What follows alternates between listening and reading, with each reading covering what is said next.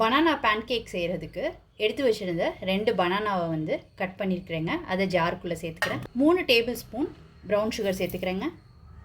நீங்கள் உங்கள் ஸ்வீட்டுக்கு ஏற்ப கூடவோ குறைச்சோ பார்த்து போட்டுக்கோங்க. பால் சேர்த்துக்கிறேன். ஃபஸ்ட்டு இதை கிரைண்ட் பண்ணி எடுத்துக்கலாம்.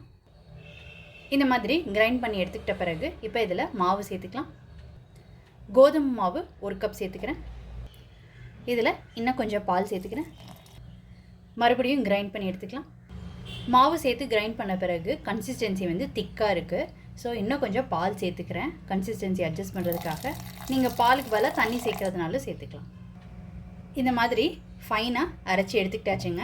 மிக்சியில் அரைச்சிங்கன்னா நல்லா ஃபைனாக கிடைக்கும், கட்டி இல்லாமல். இப்போ இது ஒரு பவுலுக்கு மாற்றிக்கலாம்.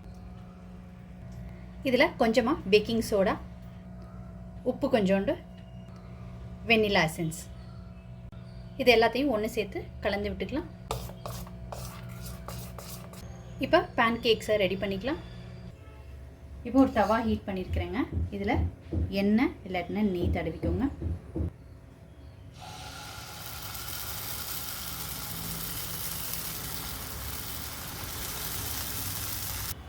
இப்போ திருப்பி போட்டுக்கலாம். ரொம்ப சூப்பராக ரெடி ஆயிடுச்சுங்க. இந்த மாதிரி அடுத்தது ஊற்றிக்கலாம்.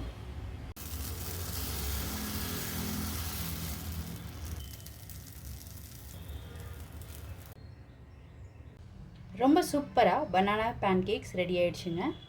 இப்போ இதில் மேப்பிள் சிரப் இல்லாட்டினா ஹனி வந்து ஸ்ப்ரெட் பண்ணிக்கலாம்.